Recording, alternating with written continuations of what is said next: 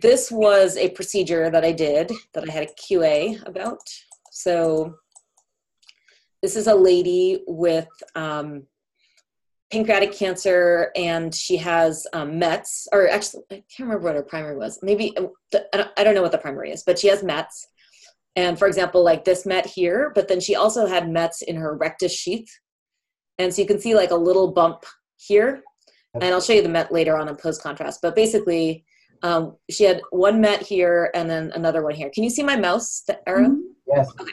Yeah. So they asked us to place fiducials next to these two Mets so that they could target their radiation, because otherwise they really wouldn't know where where like in the rectus muscle this would be.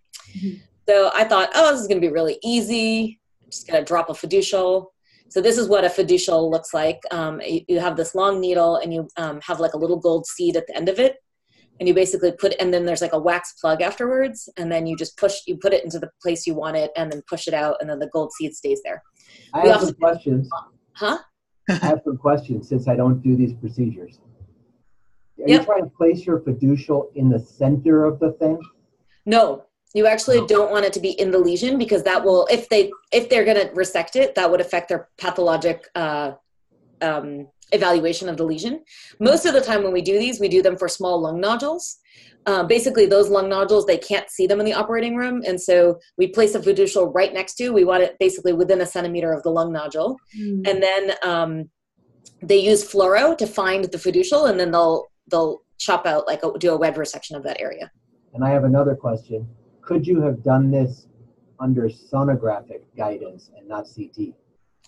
Potentially, if we had been able to see the rectus sheath Met on ultrasound. But we have some issues with trying to get ultrasound procedures done because we have like a massive paracentesis service. And so we've got like 20 patients a day getting paras, and they're all jammed up. So anyway, we need to just start a paracentesis service on the floor, but whatever. So another interesting thing about the lung fiducials actually is that you want to make sure it's not in the lesions, next to the lesion, but also we've had several where it accidentally like went into a blood vessel. Mm. And so we had two cases, one where like we dropped the fiducial, everything looked great. And then the next scan, like the final scan, it was in the other side of the lung, like the other lung. So it had traveled through the pulmonary vein and like gone over to the other lung. We were like, where the heck did it go? Another time, actually, it went into the coronary artery, and we actually ended up just leaving it there. Oh my God. The patient was asymptomatic. But yeah, so they can travel, so you don't want to place them anywhere near any prominent blood vessel. And they can also come out with you. So once I push mine out, I pull my my needle back a little bit to make sure that it is like gone out, because otherwise it can get stuck with the wax to the end of your needle. So anyway, I thought we were proceeding along this very easy procedure and everything was going great. And the patient was saying it was really painful, and we were like, well, it'll be fine. And then, so we drop our fiducial there, and then this is the next scan. Oh. So basically, we had caused a rectus sheath hematoma. Yeah. And in retrospect, if we looked back at our pre-op scan, and I'll show you the CTA we did after this, there was a branch of the inferior epigastric artery that was going right where my fiducial was like. So I basically hit the inferior epigastric artery. Mm. So I immediately, we were now placing the second fiducial, so I wanted to get that in there before, I was watching the size of the hematoma. It seemed fairly stable. I called my IR colleague over, and he was like, yeah, let's embolize it, let's gel foam it. And I was like, let's just wait and see. So we got a CTA, and so this is the CTA, and so you can see that this is the inferior epigastric artery coming off of the femoral, right there.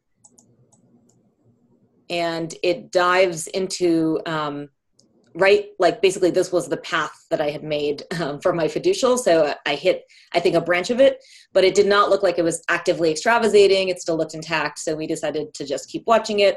And actually, can you see the lesions? Okay, one more.